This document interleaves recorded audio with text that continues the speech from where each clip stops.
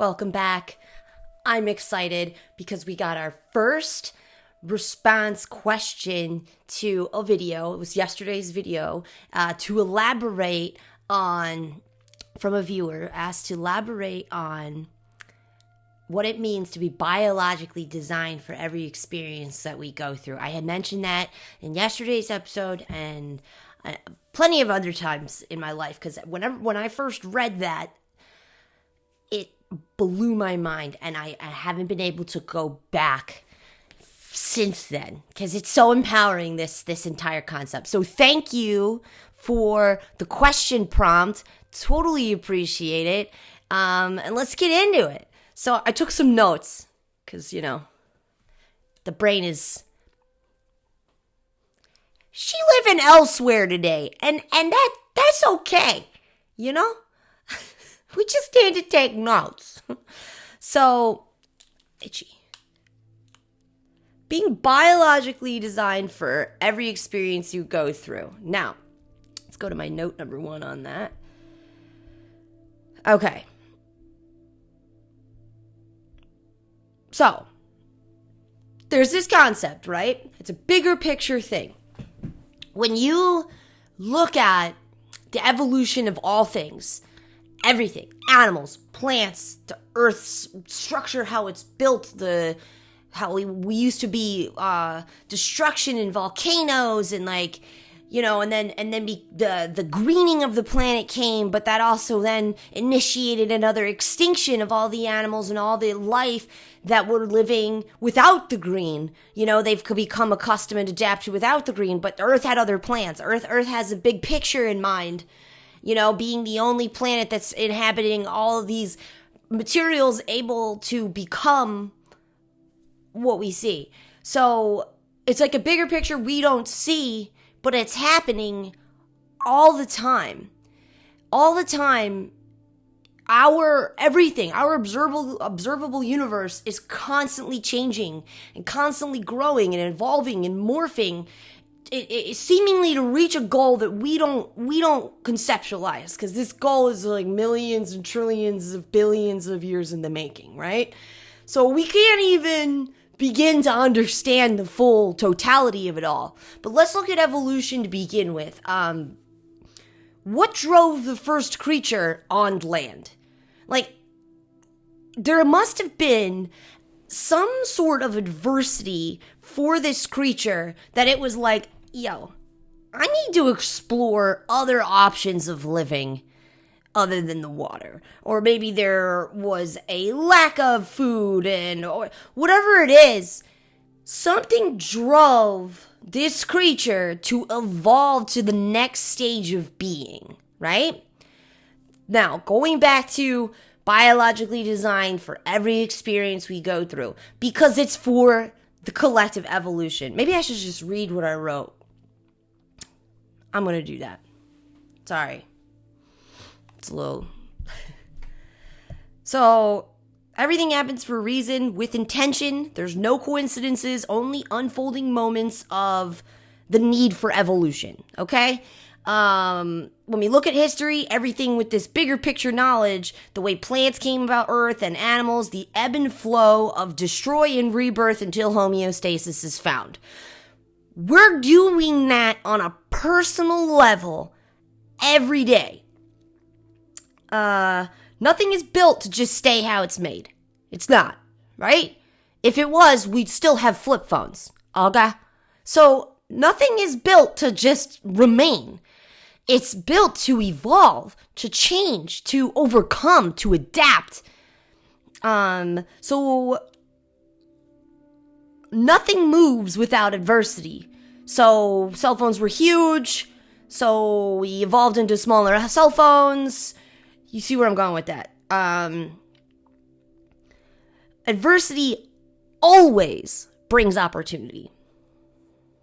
So when we face adversity in our own lives, it's not only for the evolution of self, but for all of humanity's evolution, begging the question, would life be in existence without adverse challenges? What would that look like? Without challenges and adversity, look at your life and then remove all the challenges and adversity. Where would you be? You might think you'd be better off, but like think about your internal self before all the adversity that you've gone through, all the lessons that you've learned. I personally would choose the brain I have now than before. A lot of time people ask, like, how do I get my spark back?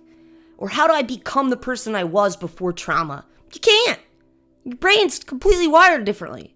But that's not bad. It was biologically designed for you to change your brain wiring for a reason. Right. So it's not about going backwards.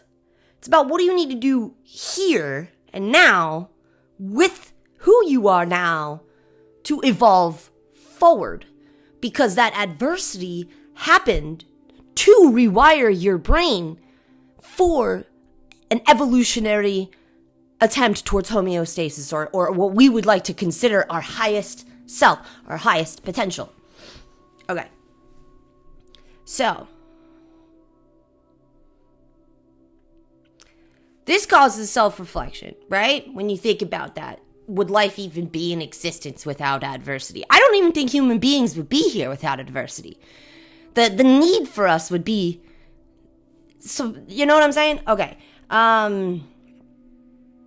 So it causes self-reflection of your personal life. You then realize the battle you're struggling with now is a battle that has been fought in your lineage and other lineages for generations in some sort of way. Now, by being the self-aware generation that we are called to break these generational curses. We are called to the call of evolution. Now, it comes down, but then evolution starts with personal evolution. It even comes down to inspiring the collective consciousness evolutionary change based off one person's will to break the generational curse. All right, now I don't have to look at this anymore. This now plays into a study called the 100th monkey effect. Scientists have taken a group of monkeys and taught them how to use a tool to unlock a certain food that they've never was able to eat before utilizing the tool. Now, they've only showed this one community of monkeys in one specific region of the world. However, without cross-contaminating monkeys or people, somehow the same species and breed of monkeys, but across the world, not the ones being taught, but just ones within the collective of those monkeys, also started utilizing those tools. Going to show that collective consciousness and the effect we have as a solitary creature upon said collective consciousness is impactful. One person can change the world, right? Now, we see this at its worst or at its negative as mob mentality, right? Picture mob mentality. That's the 100th monkey effect. But we can also trigger that effect of evolutionary change in a positive way, with positive instances.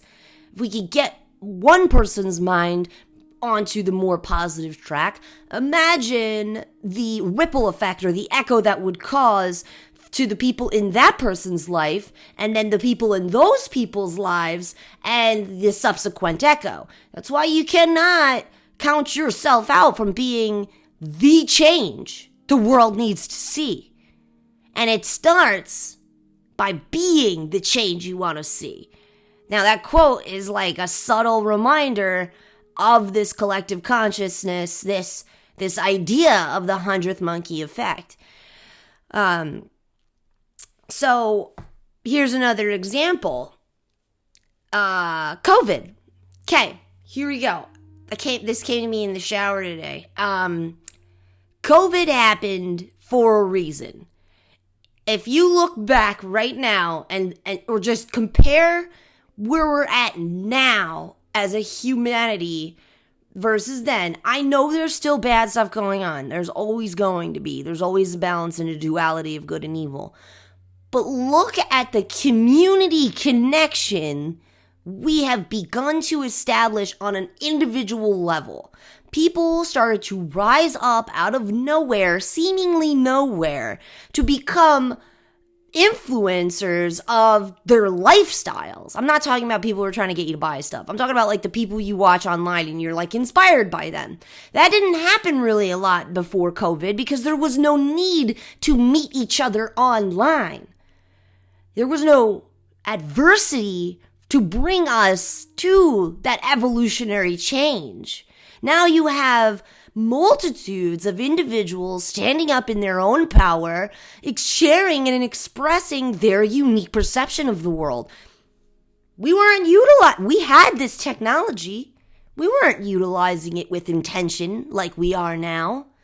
So without that adversity, we would not have become even more close that we are now, and we're already inducing evolutionary change. Also, COVID opened our eyes to the recognition of lack of hobbies and overwork and the fact that we were taken away from going outside of our homes, and that blew people's lives up. Depression, anxiety, all these other things that they didn't really suffer with maybe before, with the distraction of the lifestyle that they had built before with material things. And now we're sitting recognizing that all the material that you have gained did nothing to fulfill your inner self. And that was an eye-opener that we all needed. We all needed that. Because if we didn't get that, we wouldn't be where we are now, moving into a recession and all coming together and being like, why are we doing this? Fast fashion, Temu stuff, Shein, like, why are we doing that? We're consumerists with an empty hole that we just need to keep shoving into. So what happened? Earth put a pause. Y'all need to slow down. Y'all need to recognize what's important. The people in your home, the people you're surrounded with. This is also when a lot of people recognize that the relationships they thought were great were not. They're not that great because you don't got all these distractions. You can actually focus and pay attention. And another thing that came from that is, how about, for personally, I've been struggling with anxiety, depression, and things of that nature. I've been challenged with that for my entire life. So, and I'm sure a lot of us have. But then think about this, because I know there's people out there like me who did this during COVID. When the new people who were just starting to realize the downhill into depression, they were starting, this is the first time they're experiencing symptoms of this way. We, the ones who hit ourselves because we were always abnormal, we all of a sudden became the guides through COVID for others with little routines and structures and hobbies that keep us happy.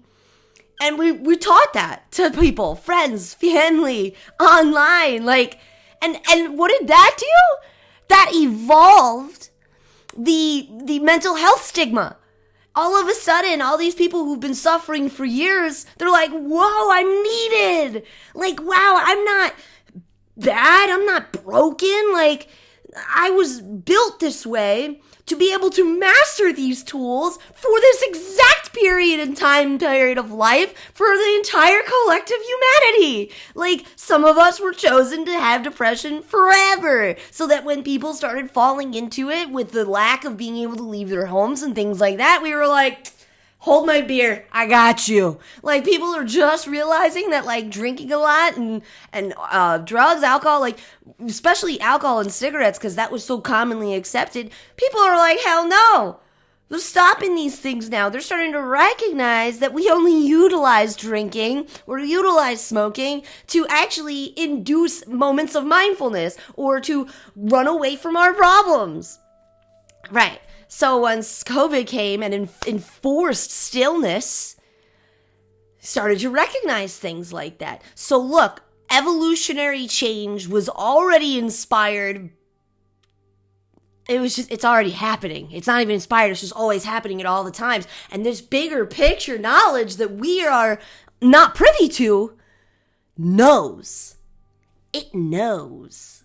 It knows how to balance everything. It knows everything that's going to be needed.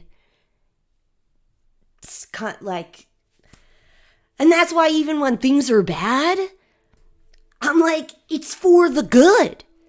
Because there's always opportunity inside of adversity. In the face of adversity is opportunity. Like, I can't wait to see what we evolve into next. We've already become more dialectical creatures. We're having more effective conversations. We're sharing our personal perceptions on the world online. We're stepping into empowerment. That's what COVID did for both parties, too. The people that were already struggling and then the people that had started to begin to struggle, it empowered both parties because those who've already been struggling recognize a need for self, and those who've been struggling now or now newly struggling now have hope. They can look at these people who've been struggling with the same things but for years and see that they've built a happy life. So that gets you starting to think, maybe it's not my job. Maybe it's not my hobbies. Maybe I can just be happy by aligning with who I actually am, which I believe most people who suffer with any kind of mental challenge like that, like mental health challenge of anxiety, depression, anything, you've had to learn a specific way to live to be able to thrive.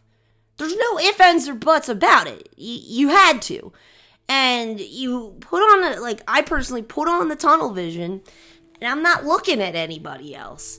I can't, because I only can do what I need to be the most highest potential of self. So I'm not comparing my routines, my structures, my tools to that of my neighbor. They don't need that, maybe. Maybe they do and don't know. It doesn't matter. It's not about comparison. I've been called to evolutionary transition of the battle of mental health. That's what I've been called to do. It's your personal adversity that is your purpose. Master your personal adversity, and you've induced evolutionary change for the entire collective consciousness.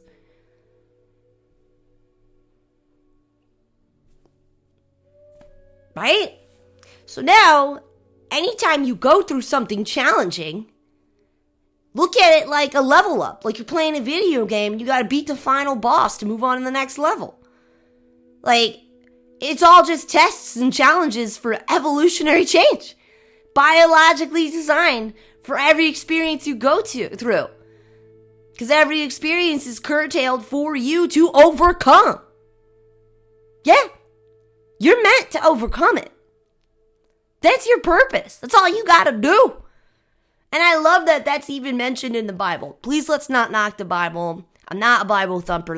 I'm not trying to cram down ancient knowledge down your throat. My only point is, it is mentioned in there that the overcomers are the ones that'll be closest to basically enlightenment. Right? That makes sense. If you don't overcome, you sit in victim mentality, or you sit in hopelessness, or you just believe that you can't overcome. Remind yourself, you're meant to overcome. You're meant to. So whatever you're going through, you're meant to overcome it. So you will. You're gonna. You just gotta put one foot in front of the other. 1 second at a time. 1 minute at a time. We hear that a lot in recovery meetings. Just take one day at a time. One day can sometimes be too much to chew. So why not 1 hour? What do I need to do within this hour, this minute, this second? How do I overcome and just keep rising? So it goes into what we said yesterday too about accepting our own personal adversities. I'm a sad girl. I'm sad. I feel deeply. I have the tendency to emotionally overreact. I mean, that's what I've been working on. So I feel it in my chest, but it doesn't come out. Because I'm meant to overcome this. I'm meant to integrate this way of being into myself. I'm meant for it. This is my job. That's your job. That's our job. So accepting what would be considered, let's say, unfavorable, start looking at it, it's all just existence. Why would it be favorable or unfavorable? It's just existence. It's just the way things are. Fish swim. Squirrels climb trees. Are you going to say that the squirrel's better off than the fish, or that the fish is better off than the squirrel? No. So why do we do that? Because if you have depression or anxiety or any other kind of mental health challenge, you can't live a normal life. Guess what? We're being called for evolutionary change. So maybe the normal life is now supposed to evolve. Maybe what we considered and accepted was deemed wrong, evolutionarily wrong. So now we're in a new wave of evolution. We tried the conformity thing. We tried that in the 50s, the 40s, Quaaludes, the mother's helper. Like, no one will know you're different. It didn't work. So there's a collective change happening. It's as if someone's in charge and they're like, we've recognized this. Let's get the council together. And next generation moving forward, we're not gonna drink alcohol. We're not smoking cigarettes. We're gonna be mindful of our health and our mental health. Like, that came out of seemingly nowhere. No, it's because we all struggled for long enough, and then we got the big pause button of COVID to then get us to kind of connect enough to realize we're all sad. Right? We all are. We all have the spectrum of human emotion. And you can shove enough stuff into your life that you can pretend it's not there. But then another thing like COVID comes around. And there you go. You're reminded again. I used this analogy a long time ago. I made a podcast before COVID even started. And I was like, I don't know what's going on, but we need to start getting some hobbies going and self-knowledge and stuff. Because what fear I had awoken up with in the middle of the night was being stuck in a wheelchair or on my deathbed. And at that point, wishing I had learned to paint. Or wishing that I had more meaty memories in my bank, right? And it's so much harder to start something then when you already, it's too late by then. Because when you lose autonomy and continence and all these things, like, that's when you're back in COVID again.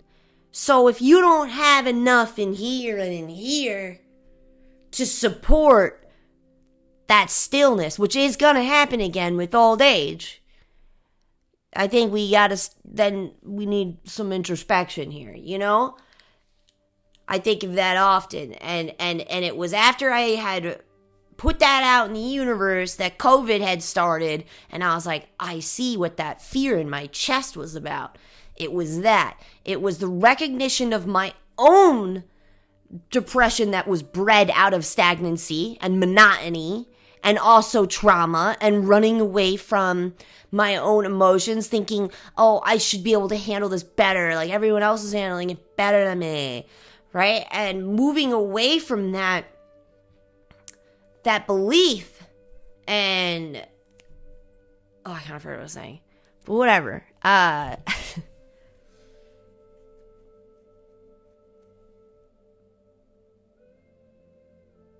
Right. Lost it again. But yeah, it just, right. The more then you accept that you are sensitive, you have been hurt, things of this nature, accept who you are at your authentic core, that's what then spawns that self-actualization. Let me see if I got any more notes written on the biologically designed, because that is a cool topic.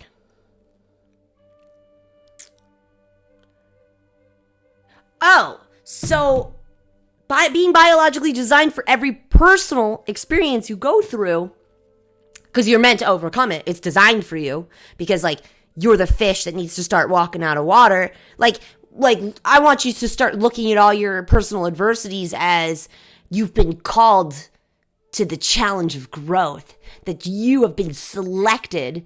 You are that powerful. You've been selected for evolutionary change. Okay. This also means then, though, you're not meant for other people's adversity. I'm not saying we're not supposed to help each other out, but you know what I mean when you embody another person's adversity and challenge as your own? It's not meant for you. That's not what you need to evolve. So if you overcome their adversity, that was just like a waste of time. Like, you just put a pause button. You're meant for your adversities, and then you're going to inflict evolutionary consciousness change based upon your overcoming of your adversities. You can help other people all you want, but you can lead a horse to water, but you can't make him drink. So even if you figure out someone else's adversity, it doesn't really matter, right? So stay in your lane. Also, people, if you find yourself often doing that, you know, you're calling out for help a lot, know that there's people that are out there that their purpose is to guide you. You know what I'm saying? It's not always just the people that are around you every day. You know, like your friends, your family, like I love my friends and family, but there's specific things I can come with. I can come with them for everything. Like, they can handle all of that. But I'm just saying, like, if you find yourself in a space where you're stagnant, you're looping, and you're venting a lot, you're complaining a lot, but there's not a lot of growth going on, that's because you're waiting for someone to save you from your own adversity that you're supposed to personally overcome. And no one can. No one can. Because if someone comes and saves you, you're halting evolutionary change. You're messing with the bigger picture here. You know, you're taking away the empowerment that comes from this overcoming. I'm not saying don't reach out for a guide. I'm not saying don't reach out like for friends. Like, yes, reach out. But if you're noticing yourself going around a circle here, you got to make a change. You got to recognize that there's people that are going to help you learn the tools that you need to personally overcome. And they're just going to teach you the tools. They're not going to build the house for you. You got to build the house. Because if you don't, you're never going to go from fins to feet. Fins to feet. We got to go fins to feet.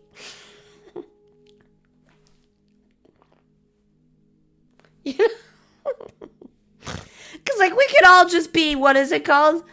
The primordial soup, the primordial ooze, but we're not. And why aren't we? Because of eons of evolutionary change due to challenges and adversity.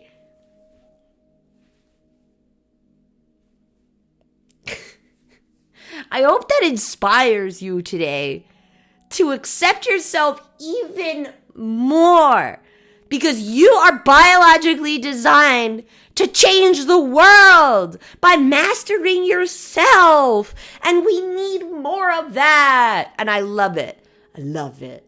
I'm addicted to it. I used to be an addict of, like, doing the circle thing with, like, I'm so sad and I'm upset. Everything just so much. So let me just shove drugs and alcohol into my body and I'll be all right. But no, it's just this perpetual state of not overcoming, which kept me in the same place.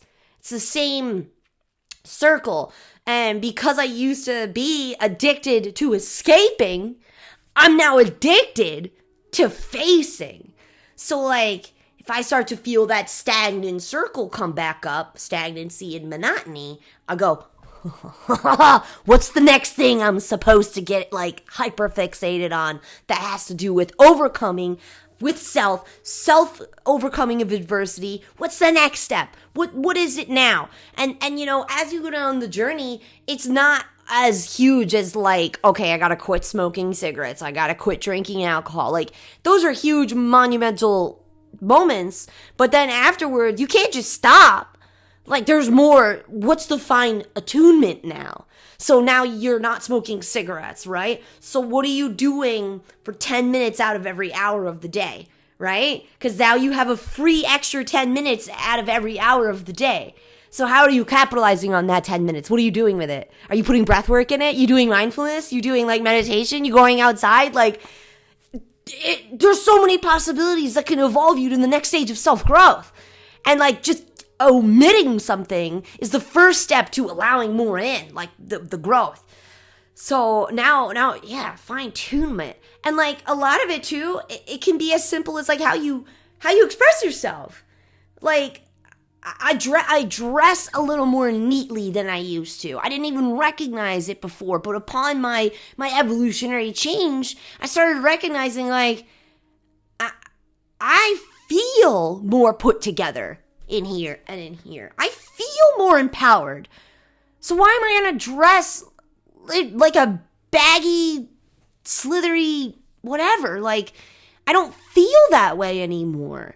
I feel creative and alive and like pumped full of life again. So I don't want to wear leggings and a giant baggy shirt every day like I used to. Like, that was just to like get by. And God forbid my clothes made me itchy or uncomfortable or feel tight. I'd have a mental breakdown. But we overcame that. We figured out the tools. So what's the next step? Cute outfits. However, we never sacrificed the comfortability. We learned from our past of bagginess and stretchy everything that we enjoy that. We do. But we can incorporate that into a more put together look. That personal evolution of change only came, though, from my own personal adversities with my mental health. Isn't that great? Nobody bullied me into it. No, it wasn't society pressure. It was a personal, empowered decision. Like, oh! And then because of that, because you tailored it from your own overcoming of a personal adversity, nobody can touch you. Nobody can touch you. It's insane. It's insane how much I used to get bullied and teased and made fun of and put down and questioned on whether or not I should be in a psych ward. And I'm like, bro, I just got out of one. Like, that doesn't happen to me anymore. Because of my own personal overcoming and adversity, there's confidence. There's a self-knowledge now. And because of that, it shines. I mean, I am only assuming so because the drastic difference in how I was treated in my old life versus how I'm treated in this new way of being, it's insane. Like, I love it. I can go out in the world with a frog hat on with eyeballs and literally have I can have the most inspiring conversation with somebody and they're not looking at me as naive or childish. They're not.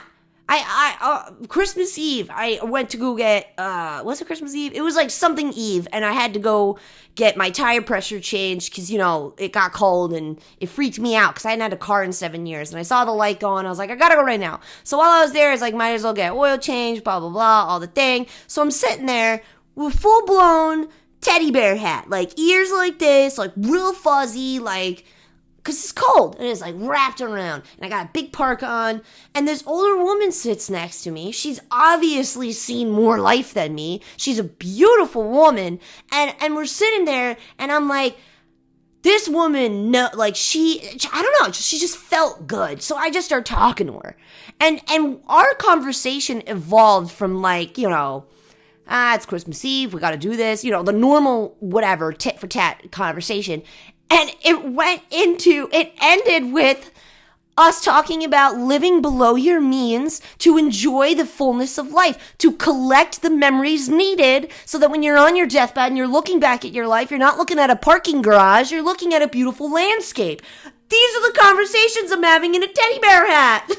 In the Mako, or the Monroe Tire place. And she's talking to me as an equal. There's no sense of condescension. She was actually surprised and impressed. She was like, this is amazing. I love, I'm going to, chew on this conversation more. This is awesome. And she's like, I like that, living below your means. I'm enjoying that. And it was funny, I think even later, another woman had walked in and joined the conversation, and she made a joke, even in the teddy bear hat, we got all knowledge today. She's like, of course, and even in the teddy bear hat, I'm going to take what you have to say. It was in that moment that I realized, it's not about what you wear. It's not about how you look. It's not.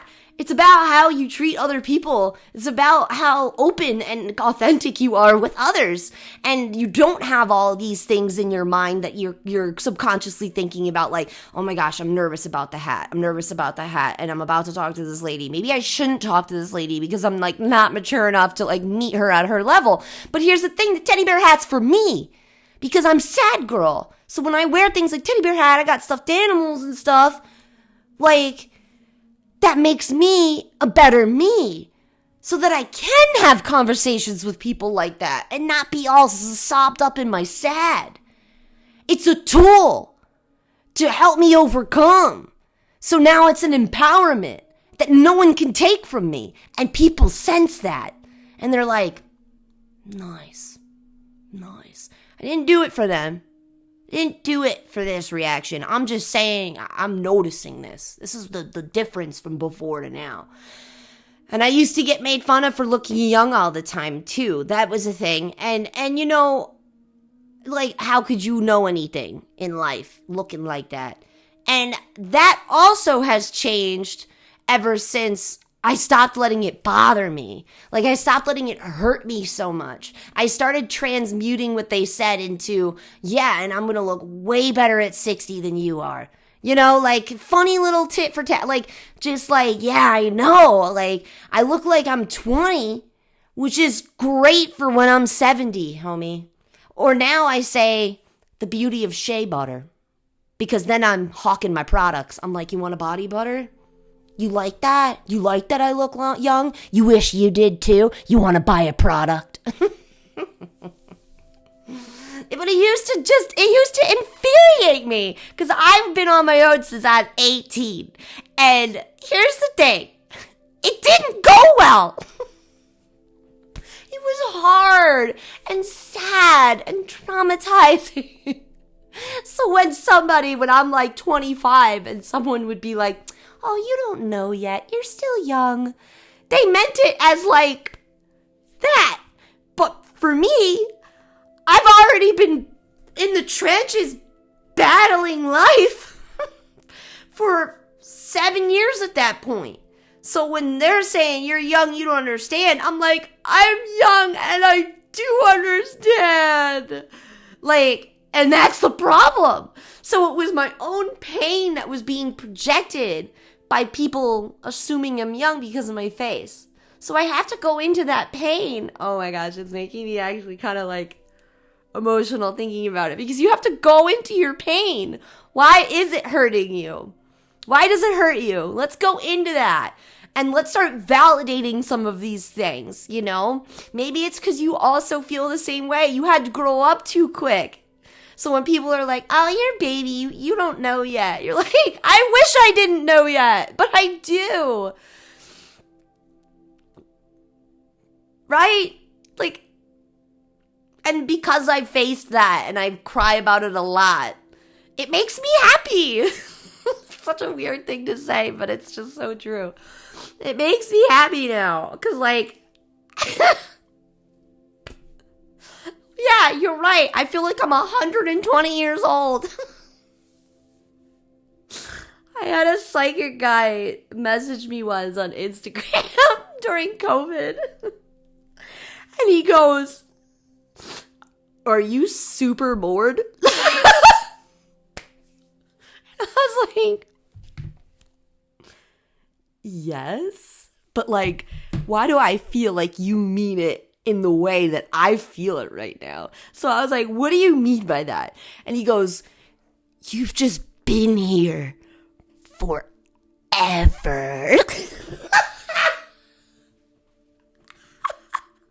I'm like, I know. And then he gets all magical. He's like, what's your spell? Like, how are you this like ancient like being that just stays young? Oh, it cracked me up. And it was so validating and it healed me so much. Like, you have no idea. And I started having random conversations with this guy and like, he's beautiful. Like, that was, like, he maybe he knew, maybe he didn't, but like, I needed that validation. I needed someone else to see what I feel, you know? And then upon that feeling like, like, I could just let it all go. You could just let it all go. Oh. That was great. Yeah, just remembering. That was so good. Are you bored? Just been here. Just over and over. And I'm like, yeah, I love Earth. Like when people are like, I incarnated here from like another planet, or like I'm a star seed or whatever. I'm like, I've just been here. Like, I know rocks. Like, I'm just like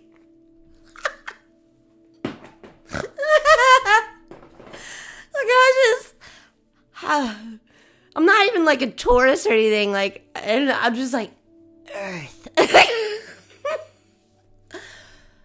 Oh, I needed that laugh. Yeah.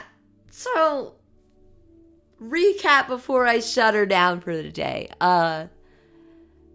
Accept your adversities because they're meant for you to overcome. Because you're going to help that evolutionary change. You may be the 100th monkey. You don't know. There could be 99 other people right now trying to overcome the same thing you're overcoming. And you're just that 100th person that's going to just snowball evolutionary change.